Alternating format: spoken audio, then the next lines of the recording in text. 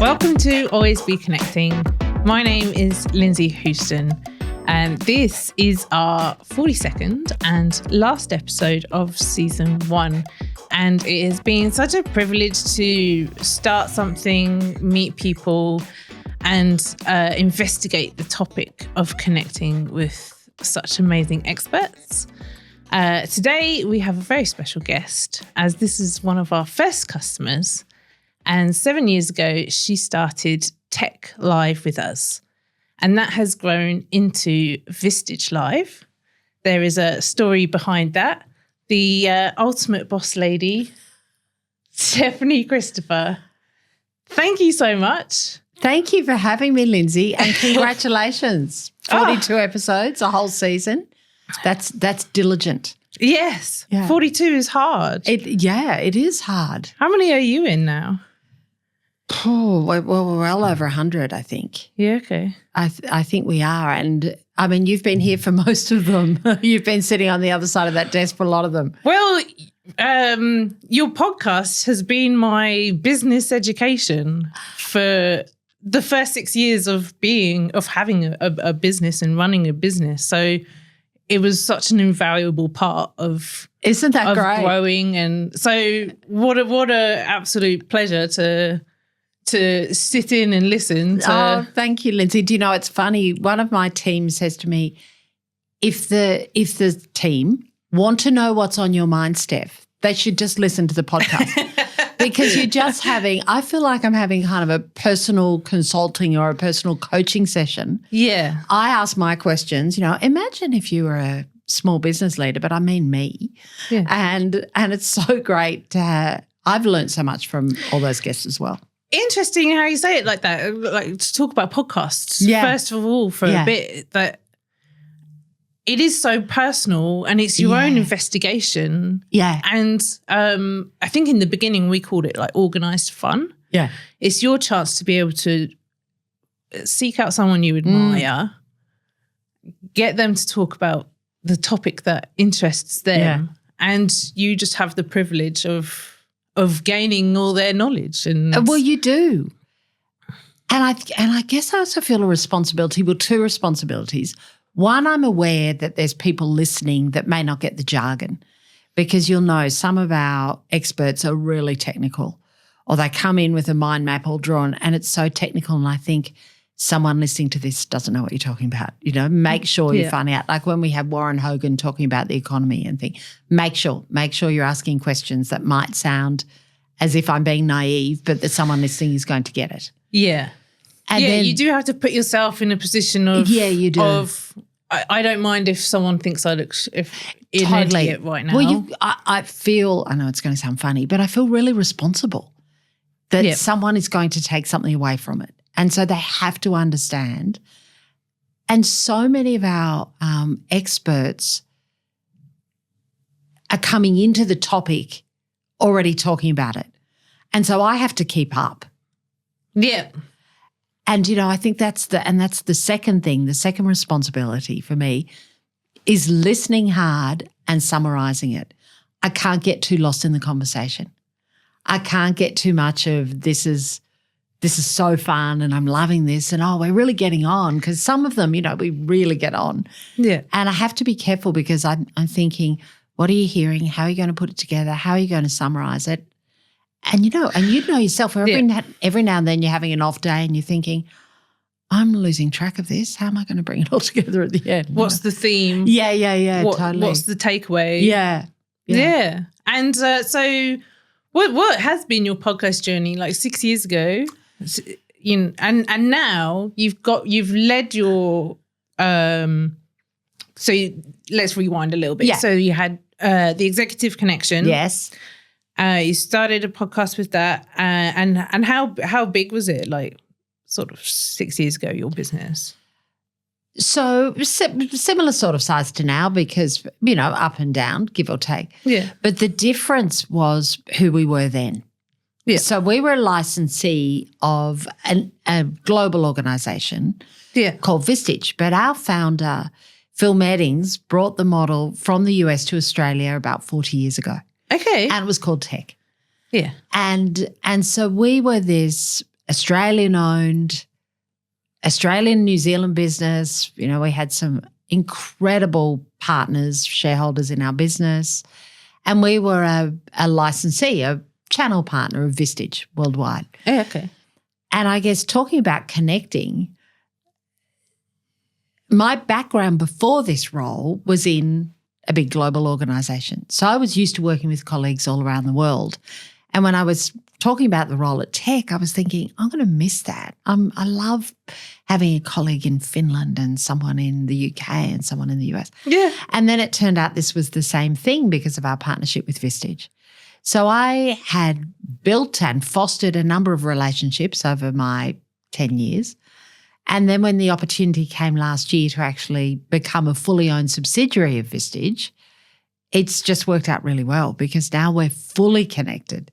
And now we're really part of 45,000 members around the world, and one of or two of 37 countries around the world. So it's been amazing, but we're still the same.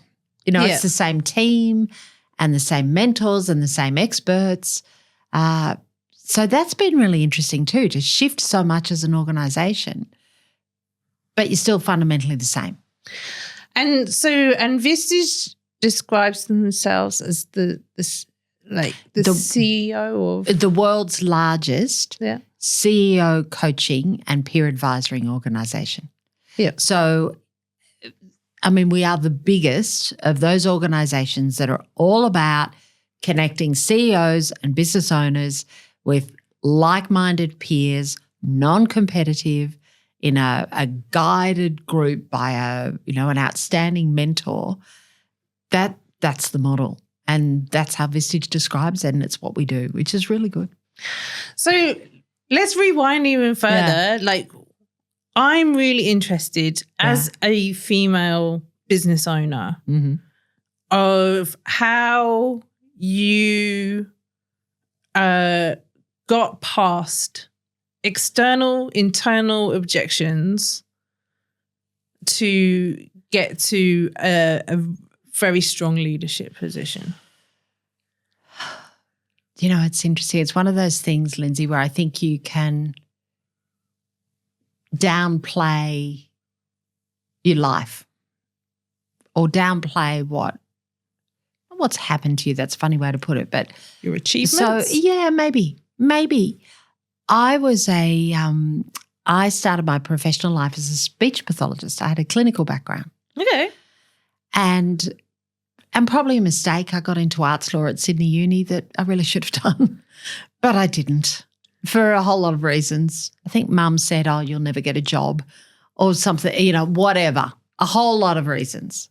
Okay. Someone probably said something, you know, getting right into it. I remember at the time I had a boyfriend when I finished school whose brother was a lawyer, and he made the most dreadful comment about female lawyers. Yeah. Can you repeat it? He said they're mongrels. Female lawyers are mongrels. Okay. And an impressionable 18-year-old, remember, a different generation from you. Well, that's why I'm really interested to find out. Yeah. Because it sort of affected me like, oh, I wouldn't want to be seen like that. You know, well, everyone's got to like me. Yes. And, you know, and it was the thing about in law about there weren't a lot of jobs around at the time. My brother had moved to the country for a job. And all my friends were doing this sort of clinical allied health path, so I went down that path. I hated it. It wasn't right for me at all. But I did it for a long time. I did it for 20 years. But the thing about it then, it was a female-led profession with the stakeholders were the doctors who were male. Yep. It was, you know, you look back now, I don't know how much has changed actually. Probably the power dynamic, which is a big part of diversity and inclusion, is the power dynamic. And, you know, it's a world health where that is so explicit. I don't think that's changed.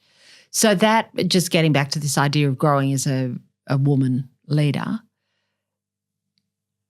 I guess it just was perhaps for me my career growing as society grew and changed as well. That or maybe I just got stronger or better at it. But that comment that was made to me as an 18-year-old, now I just go, what a loser. What a stupid thing to say. Was it ever fuel?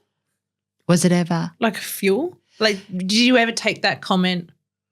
Because it's a good point. There's two parts to it, isn't it? It can be healthy and it can be really unhealthy. Yeah. To take comments of, you're not able to do this, or if you do this, you're going to be a mongrel or whatever. Like Taylor Swift said that her guitar teacher when she was 10 said that she wouldn't be able to play a 10-string guitar, don't even bother. And Taylor Swift, like, screw you, That doesn't fuel me because I have, going way, way back, I've always been told I could do anything. Always. And always been, I had a very supportive childhood, I guess, of achievement and success and performance, and that was always very validated, encouraged. So I had and have a very strong self-worth and self-esteem. I think the fuel for me is if I'm failing or not doing well, I don't like it. And so that powers me to, I'm not going to be in this position. Yeah. Or if I don't do well at something or I don't do a good job at it, either I walk away and go, I can't do that thing.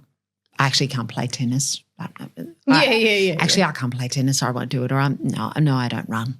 So I'll either walk away and go, that's not me, but build a very credible case for those around me of that's why I don't do it. I've got a sore back, so I don't run. Yeah. But if I feel I'm failing and not going to be presenting myself well, that will fuel me to fix whatever's not working. Does that make sense? Yeah. So did you believe that you could become a lawyer or an MD or things like that in the sort of early days? Well, I never thought of business because business wasn't, I don't think there was even a Bachelor of Business in those days. I mean, you're making it sound like, well, it was last century, so there you go. But it was probably in my day, the professions were very set. Teaching, nursing, if you wanted to go down that part, which was never what I was going to be looking at, or law or med, which I was never interested in. Then allied health was a sort of emerging option. Yeah. But there wasn't, I think a communications degree might have just started and it was a really big deal, a communications degree at Bathurst. But business wasn't a sort of a thing. And so the idea I could be a CEO or an MD, well, I wouldn't have known what that meant, although my father was in business, worked for corporates, and Mum was a teacher, but probably really had the potential to be anything. She was a victim of her time in the world. So, it didn't cross my mind. I guess just as I found my way into business, then the ambition and the career path and what could this look like, then that really started. And what was your journey at this place that went international where you got your Sweden friends? Yeah, my Sweden friends, my friend in Finland and Belgium. So I was a speech pathologist for a long time. When I had kids, I worked in a private practice because that was handy. And then I just wanted to do something else, and I have a most wonderful partner and husband who said, why don't you see how far you can go? He said, amazing. I'll move my business to an office near home and I'll look after all that. Let's see how far you can go. So I talked my way into a corporate job, started an MBA with just that partnership was so important. It really was really supportive. It was supportive and it was like, well, come on, you can, let's see it. I believe that you've got a lot more potential than you're showing. So, and then I had a couple of roles, and then the one I got into was a sales VP of a psychometric firm, and it was the Australian New Zealand business of a global organisation that was headquartered in the UK at that time. Mm. And the managing director left, and it took a couple of years, a couple of iterations, and I ended up being MD. And it was an incredible experience to be MD of an Australian New Zealand business, global, so much learning, learning how do business reviews work, how do different cultures work, to be in training sessions with people from all around the world. The annual meeting was always so exciting, and to learn, well, people have the same problems. They just might address them slightly differently. We had at the time an amazing global CEO. He was and still is an incredible leader. And I just learned so much and still reflect on how he did things or how he approached me, when things were going well or not. And so that was just a really great experience. And I worked there for 7 years. And then I had a phone call about tech. Okay. Yeah. Were there any hairy moments where it could have all fallen apart? Yeah. Yeah. And how do you get through that? We have at Vistage next year an expert, Angela Duckworth, who's written the book Grit. I haven't read the book yet, but the title says totally, yeah, totally, and I'm really excited. So I'll see her at the global conference, the chair conference in January at Disney World. But anyway, that'll be good. and just from what I've seen of her, I've watched her TED Talk, and she talks about what differentiates some people from others. In a situation, some people have it and some don't. And from what I've seen, I recognise what she's talking about in Grit. Mm-hmm. That kind of, I'm going to do it. I'm just going to dig in and do it. And so hairy times in those days in a global organisation, well, the global financial crisis was hairy. Managing a team is always hairy. Sales is champagne and razor blades. It's hairy. Good times and not so good times. Yeah. It was a very sales-driven organisation. You'd hit the quarter and be so great, top gun, and then you'd have another bad quarter and then you're a non-performer. Manage all of those things were hard. And it all comes down to you. Well, it comes to you and your team, but it does. You wear it and reputation comes down to you. Mm. Yeah, reputation comes down to you. So I learned a lot. And, Lindsay, for any job I've ever been in, as I get further and further away from it and get better and better, you think, if I went back and did that again, I'd be so much better at it. I think it's now 17 years since I started there. If I went back as who I am now, I'd nail it every day. Yeah. So, and even, if I went back and did what I did my own job now 5 years ago, I'd be better at it than I am now. What elements do you think you would be clearer on? Clear on the strategy, clear on the reporting, clear on the operation, clear on the people, clear on expectations, clear on what I needed to do because I just, like any good leader, like all of our members, I just want to keep learning.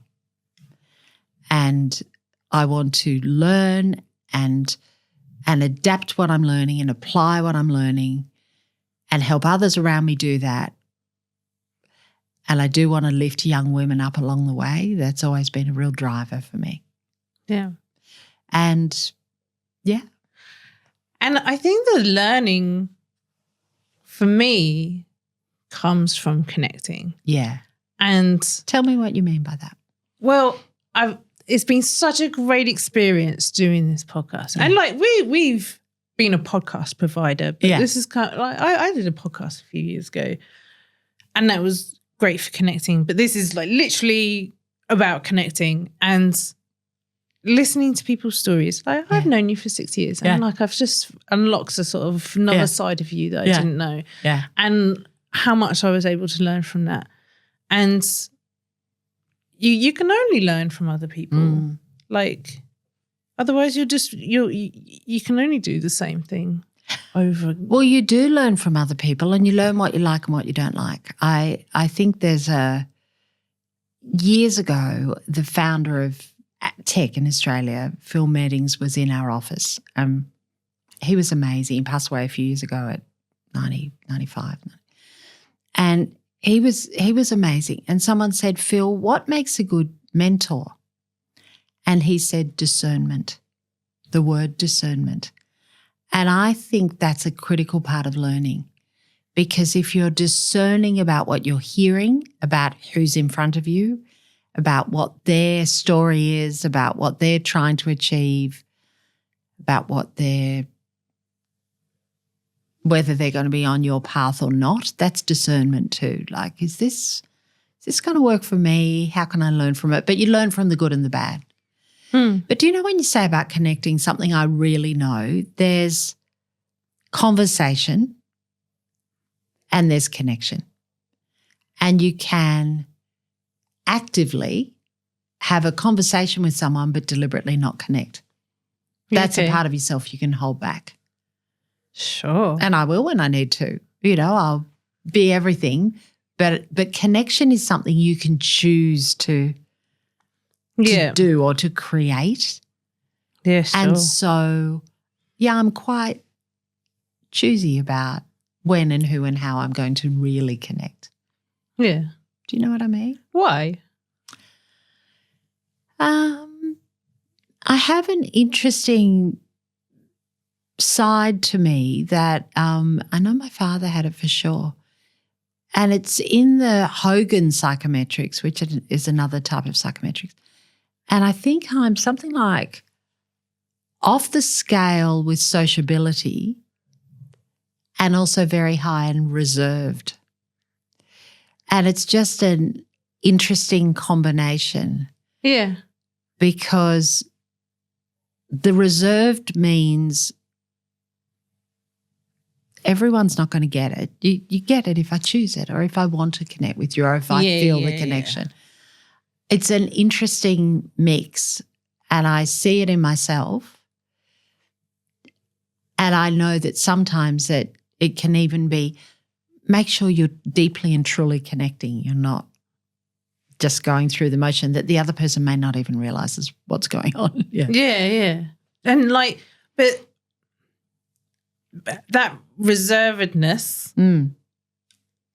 that sounds like it's been beneficial. Oh, yeah. Like if you've got a lot of people to work, lots of stakeholders. Yes. Lots of people to manage, lots of everyone around you. Lots of expectations. You can't give pieces of yourself to... No, you can't. Everyone. No, it's interesting that you say that, because I'm thinking of people who do. Because you can't. Because then there's nothing left for yourself.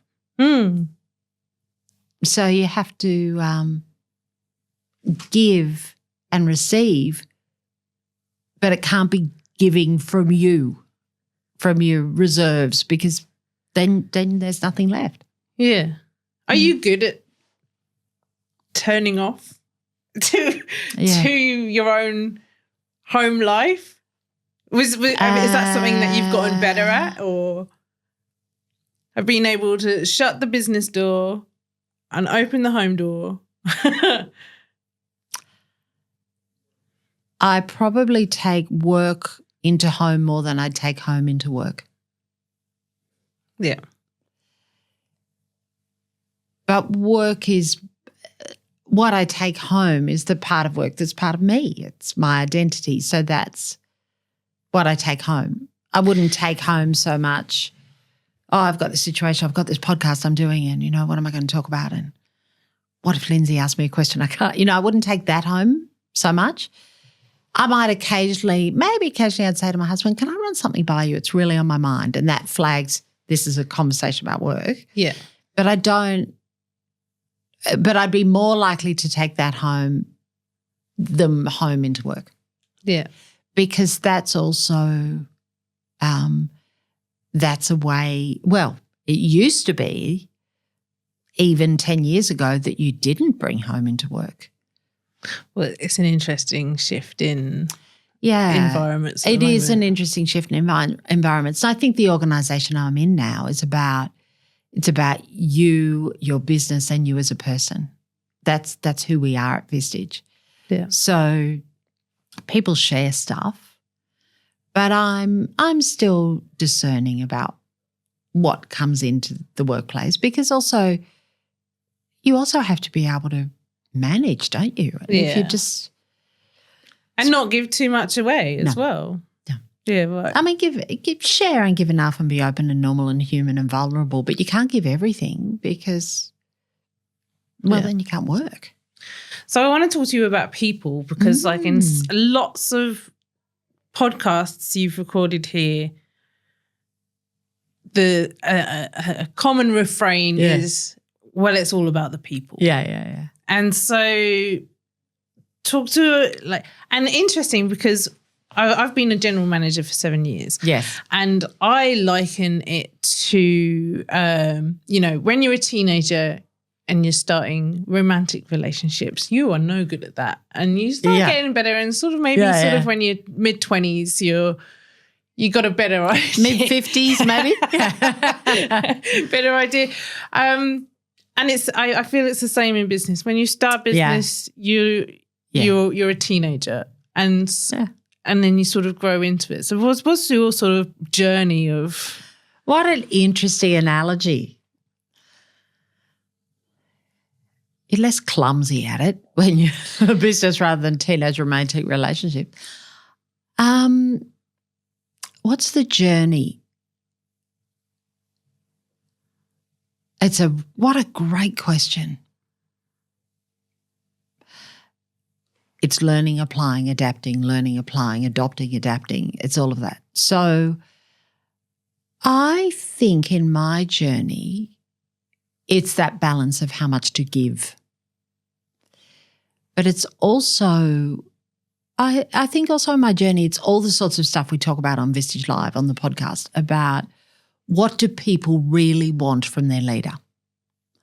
What really is going to help people thrive? Trudy McDonald talks about from burnout to brilliance.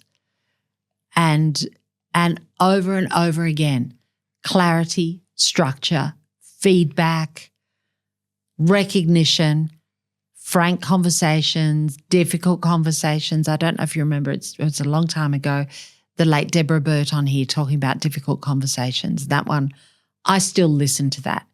If I have to have a difficult conversation, I still listen to that podcast. Yeah. Have a bit of a cry because Deb's no longer with us, and then go and implement what I've just listened to. Yeah. But I think the kind of, this is going to sound so weird, but the theory of people has become so complex but straightforward. Yeah. And is reiterated over my 10 years at Vistage. Every experience I have with an expert or in a group or with my peers, it's all the same stuff that keeps coming up. And so I guess you just get better at applying it. Yeah. And so Pat Lencioni, who's wonderful expert on people and talks about the ideal team, and he talks about what are your strengths, and one of mine is galvanizing, getting the people around me, come on, let's do it. But what I've learned over time is just that on its own isn't enough. It has to have everything else in there that supports people to be successful. Clarity of expectations, feedback, difficult conversations, just that. Rallying isn't enough. And that's probably what's changed. That's probably part of my story. That what comes naturally to me of galvanizing people, presenting well, that's good, but that's not enough. You have to have more to it as well. And I find as well with the trajectory, I went to my daughter's exhibition at school this week, and one of the students there had this wonderful poster, And at the bottom of the poster was all dark and crinkled and open safety pins and all horrible stuff. And then up the top there was like sunshine and blooming flowers. And it's the same scale with people. Like it's not it's fairly easy to find yourself going down the gradient to micromanaging and fear of what people are thinking. Are they going to leave? And do you know that is a permanent education as a leader. And if I sat down and listened to every single podcast that I've had in your wonderful studio and listened to it all, it would get to one of the things that would get to, stop worrying that they're going to leave. Yes. Because if there's one thing I can tell you, they will leave. Yes. Everyone will leave at some point. Isn't it wonderful? And just like a butterfly. Yeah, well. Just let them fly. Well, maybe. Or does they've chosen to go and they've chosen not to be on your path? That's their call. But it doesn't mean you have to like it. But so it was interesting. Maya Paleka was saying last week, talking about the different relationship that people have with work now. It was a really interesting discussion from her. And she was saying one of the challenges is people taking it personally, because this is how I see work. It's how I've always seen work. Someone else is seeing work differently, and you're taking it personally. Yeah. And, you know, that's something I've learned over the years. It's not, don't take it personally. Everyone's on their own journey. Everyone is on their own journey. And while they're with me, or not with me, but on my team sharing or part of journey. my organisation, there's so much that we can do together. But recognising that everyone's on their own journey, and that's not going to mean being with you for the rest of your life. Yeah. Because that'd be weird. So you're now at a point where tech has become Vistage Live, and there's you've led the business to this point, and with that comes a lot of opportunities and a lot of challenges. How are things going? Well, it's going really well. You know, this might be my 5th, maybe even 6th merge or acquisition I've been part of. Okay. This is the first time that I was involved in the actual sale. Usually I've been on the receiving end of either we've been bought or we've bought this one, do the integration, make it work. Interesting, because you've been on that side of things, so you know how that side of things feel. Totally, very much. So it's going really well because I know what it can feel like when it doesn't feel good. Yeah. And I know what it feels like to feel like you're in a washing machine of just being tossed around, and it does not feel like that at all. And I think it's because, well, it's just us in another 35 countries. It's people I've known, some of them for 10 years, some of them for 8 years, some of them for 3 years. But it's people I've known. And so that helps. We're fundamentally the same business, doing the same things. Our members are the same. Our mentor chairs are the same. So that helps. There are some things that are different. You know, I'm working now as part of a corporate structure instead of working with shareholders and partners. But, you know, I think it's the right thing. It was the right time. It's the right thing for the organisation. Yeah. That's why I was so convinced this was the right time. It sounds like you've got experience in that situation anyway. So, totally. Yeah. And I think that's helped. I think it's helped with my team who don't have that experience, and it's helped them sort of see this is how it is, this is what works. And so I can help with changes in that way. I think it's only good things from here. I really, you know, it's a wonderful organisation. It feels It still has the feel of a smaller business than what it is. Yeah. And it's because of what we do. It's all about the value that we can give to business owners and CEOs. So I'm as passionate about the purpose and what we do now as I was when I first heard about it and when I joined. And I think through being part of Vistage, it's even bigger and better. So it's good. And how do you deal with those situations now where things aren't going right and you have that pain of, I need to get it on the right track? Are you more comfortable in your achievements that's just sort of part of the course? Do you know what I mean? Oh, do you find yourself wow. less panicked? What a great question. Yeah, I'm not panicked. Comfortable in yourself. Yeah, your I never achievements. panic. I never panic ever. I might get stressed or intense, but I never panic because I always back myself that there's a way out of whatever I'm in life or in business. But you might be right.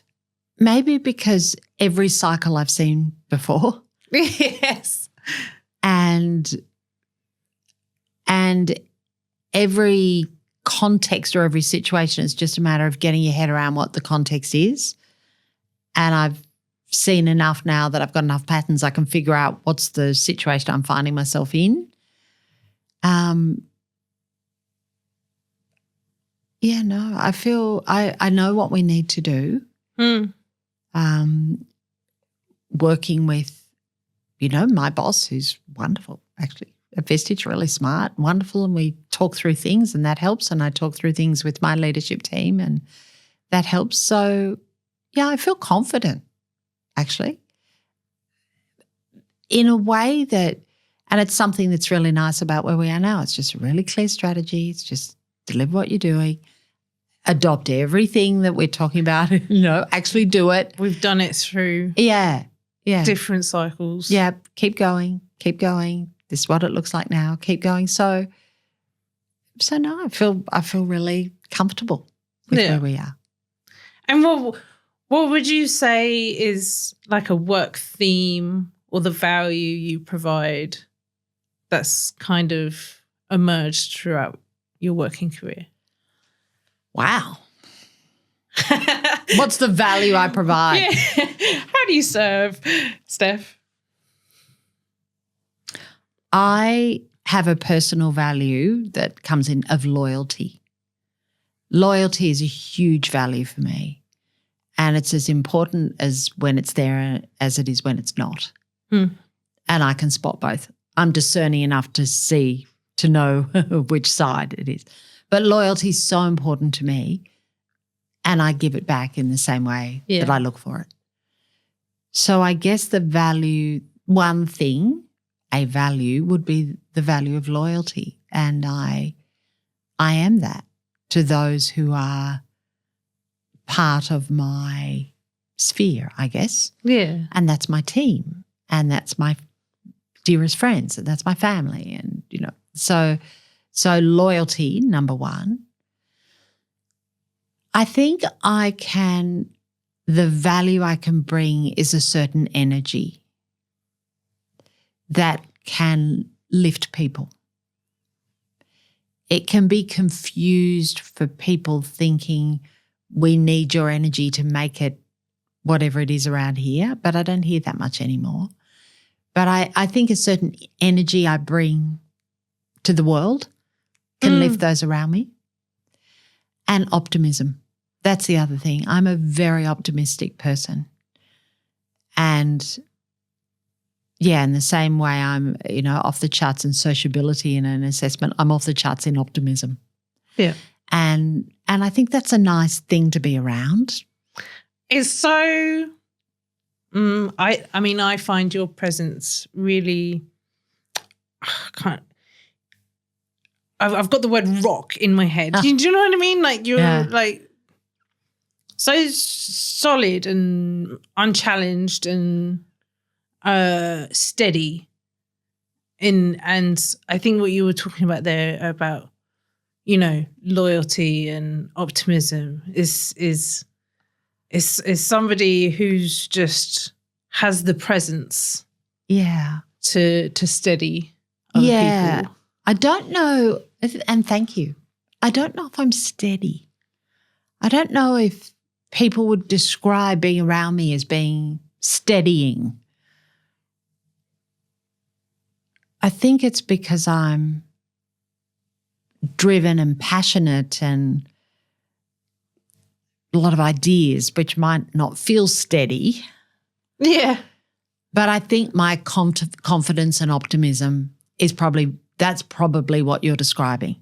Yeah. And remember, you only see me when I'm on here. Yeah. Like you see me literally on. Yeah. But yeah, no, I think that optimism and confidence and that galvanizing is probably makes people feel comfortable and confident being around it. Yeah. And we're at the end of 2024. Yeah. What's your optimism and plans for 2025? A good holiday. Important. New kitchen cupboards. Yeah. I'm really excited because it's a bit of colour. Just a few things, tidying up a few things that will just give me tremendous joy. So yes. a little glow up at home. So I'm very excited about that.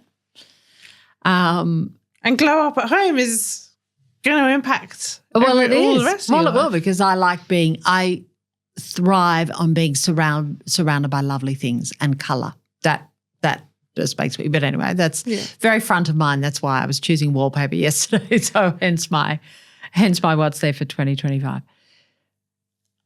I think, well, I know that we are going to have real business success in 2025. Yeah. I know it. And that's really exciting. Yeah. I can see everything we're putting in place now it's actually going to come off. Yeah. We've had a few down years since 2020. Yeah. And we've had change this year. And, my 2IC sent me a text yesterday about some good news. I said, this is going to happen, don't you? And that's really exciting. So 25 is going to be great in that way. There'll be more Vistage Live podcasts. So we're hoping to continue our partnership. There's some travel in there. It's actually my 30th wedding anniversary, my husband and my 30th wedding anniversary, which is a big milestone that we will celebrate next year at some point. Amazing. Well, yeah. So a nice mix, a nice well-rounded mix. Yeah. And just to finally, do you want to share who joins Vistage? And love to. What they can expect. So we are an organisation for CEOs and business owners, and we are looking for people. Well, we are a place where people who are struggling with that feeling of being isolated in business, that feeling of I am ambitious and I want to go further, but I don't know what I don't know, and that feeling of where do I get real perspectives from people I can absolutely trust and be so open with, but they don't have a vested interest in my business. They have a vested interest in me and my success. And we're looking to partner with people like that because we have a place where they can learn so much more about themselves and business, learn by contributing to others' success, and be successful because they're surrounded by peers who are going to lift them as they move. And those people will have a great 2025. Yeah. Yeah. Lots of connection. Lots of connection. Absolutely. It's who we are. It's what we do. Yeah. Amazing. Thank you so much, Stephanie. I really enjoyed that. I really appreciate it. Thank you for having me. I love being on the final episode. Ooh, Happy New Year. Thank you so much. And if you've enjoyed our episodes, I would love to find out what your thoughts. So please reach out to hello@storytellersaustralia.au if you have any comments, if you want to share with us your favourite episode, we would love to hear from you. So thank you so much. We'll be back in 2025. See you then.